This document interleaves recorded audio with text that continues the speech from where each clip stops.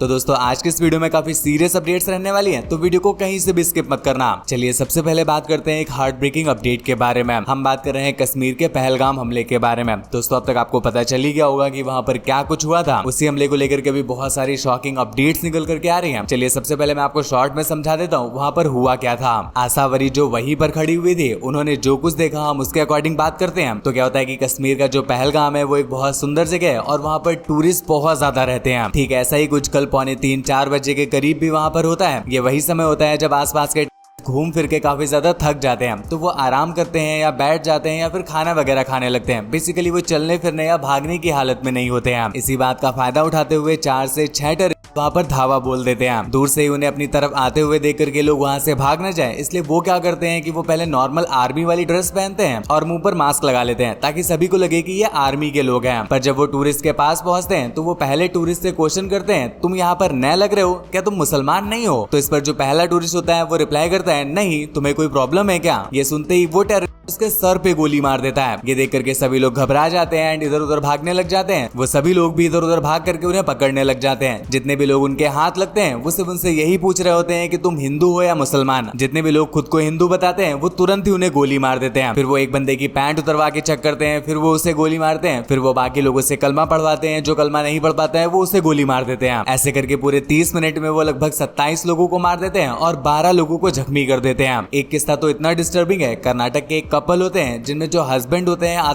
जब उन्हें मार देता है तो जो वाइफ होती है वो उससे बोलती है कि अब तुमने मेरे पति को मार ही दिया तो तुम मुझे भी मार दो। पर इस पर वो आतंकवादी क्या रिप्लाई करता है पता है? वो बोलता है मैं तुम्हें नहीं मारूंगा, तुम जाओ जाकर के मोदी को ये सब बताना। अभी फिलहाल जो अपडेट निकल करके आ रही है कि इस वजह से टोटल 27 लोगों की लाइफ गई है, जिनके नाम आप स्क्रीन पर देख भी सकते हो। इसमें जो आप शुभम द्विवेदी का नाम देख रहे हो, भाई ये मेरे घर से वॉकिंग डिस्टेंस पे ही रहते हैं। जस्ट अभी इनकी फरवरी में शादी ही हुई थी एंड शादी के बाद वो अपनी वाइफ के साथ दूसरी बार ट्रिप पर गए थे। एक चीज जो कॉमन है, जितने भी लोगों को मारा गया है वो सारे मेल हैं, किसी भी फीमेल और बच्चे को नहीं मारा गया है। अब भाई शायद ही कोई होगा जिससे ये बताने की जरूरत है कि इसके पीछे पूरी प्लानिंग पाकिस्तान की ही है। पर शॉकिंगली पाकिस्तान की तरफ से हमें क्या स्टेटमेंट देखने को मिल रहा है, वो बोल रहे हैं कि भाई हमें इस बारे में कुछ भी नहीं पता है और प्लीज हमें ब्लेम मत करें। इस पूरी चीज की जो जिम्मेदारी ली है वो ली है टीआरएफ ग्रुप ने। टीआरएफ मतलब द रेजिस्टेंस फ्रंट ग्रुप ने। ये लश्कर तैयबा जैसा ही एक ग्रुप है जो 2019 में बना था। फिलहाल इंडियन आर्मी के साथ साथ और भी बहुत सारी स्पेशल फोर्सेस भी पहलगाम पहुंच चुकी है एंड उन्होंने सर्च ऑपरेशन भी स्टार्ट कर दिया है। और अभी 3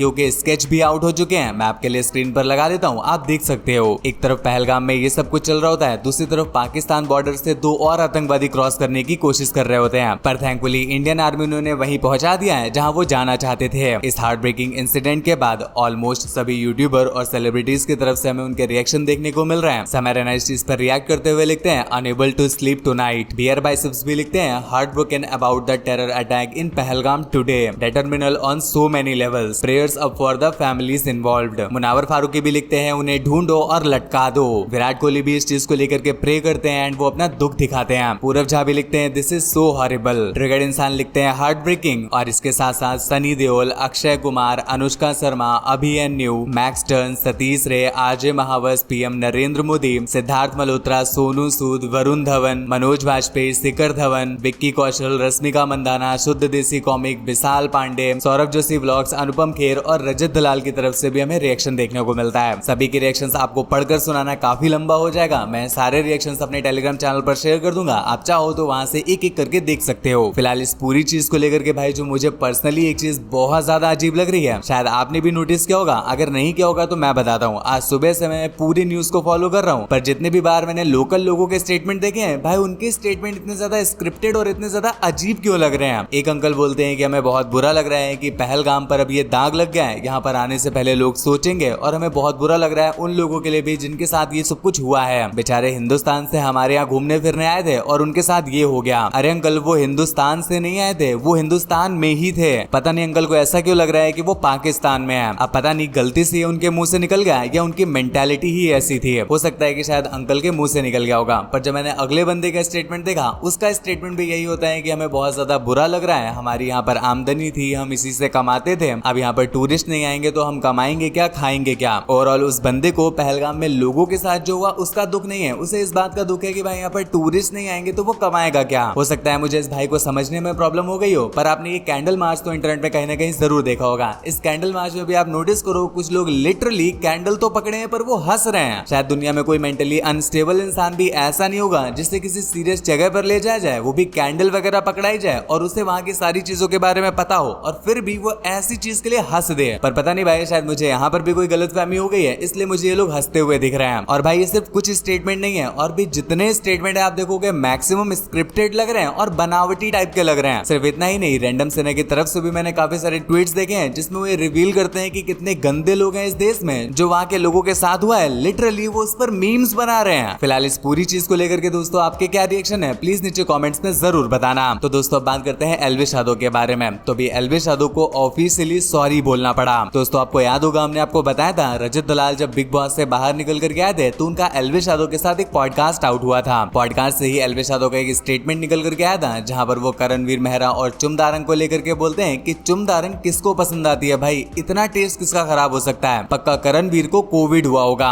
एल्विश यादव के इस स्टेटमेंट से चुमदारंग के साथ साथ पूरे नॉर्थ ईस्ट के लोग बिल्कुल भी खुश नहीं होते हैं। Even NCW national commission of women उन पर लीगल एक्शन ले लेती है। तो इसी चीज को लेकर के कल एल्विश यादव को NCW की तरफ से समन आया हुआ था जहां पर वो अपना स्टेटमेंट देने जाते हैं। और स्टेटमेंट देकर के जब वो बाहर निकलते हैं तो जब मीडिया उनसे पूछती है कि अंदर क्या हुआ, तो इस पर एल्विश यादव रिप्लाई देते हैं, अब हम जैसे जैसे लाइफ में ग्रो करते हैं, एक्सपीरियंस लेते हैं और मेच्योरिटी आती है। और जो चुमदारंग वाला था उसमें बहुत सारे लोग ऐसे हैं जिन्हें मेरा इंटेंशन समझ नहीं आया। काफी सारे लोगों को लगा कि मैंने कुछ गलत बोला है, जो कि मैं भी मानता हूँ। अगर काफी सारे लोगों को लग रहा है तो शायद मैंने गलत ही बोला होगा। इसके लिए मैं अंदर गया था और मैंने अंदर मैम से भी बोला कि ऐसे ऐसे चीजें हुई हैं, किसी को भी मेरी वजह से बुरा लगा हो तो सॉरी फॉर दिस, मैं माफी मांगता हूँ अगर किसी को भी मेरी वजह से बुरा लगा है, स्पेशली चुमदारंग को, क्योंकि पर्सनली मैं उसे जानता भी नहीं हूँ और ना ही मुझे किसी को लेकर के कोई हेटरेट वगैरह है। मैं ना तो किसी के लिए मन में हेट रखता हूँ और ना ही मैं किसी का बुरा सोचता हूँ। तो दोस्तों अब बात करते हैं पूरब झा के बारे में। तो कल पूरब झा ने ट्राई किया आइस बाथ चैलेंज, जिसके बाद भाई लिटरली उनकी क्या हालत होती है आप खुद देखो जरा। Trying ice bath for the first time, पता नहीं क्या होगा भाई। चलो चलो चलो चलो। ओफ!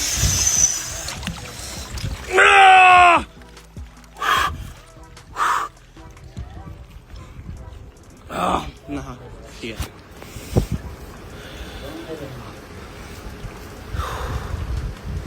फोन हटाता हूँ, कंप्लीट लेता हूँ। भाई बेस्ट चीज है दुनिया की, उठा लो, कर लो, फ्री का डोपामिन है, हफ्ते में एक बार कर लो भाई, मजा आ गया।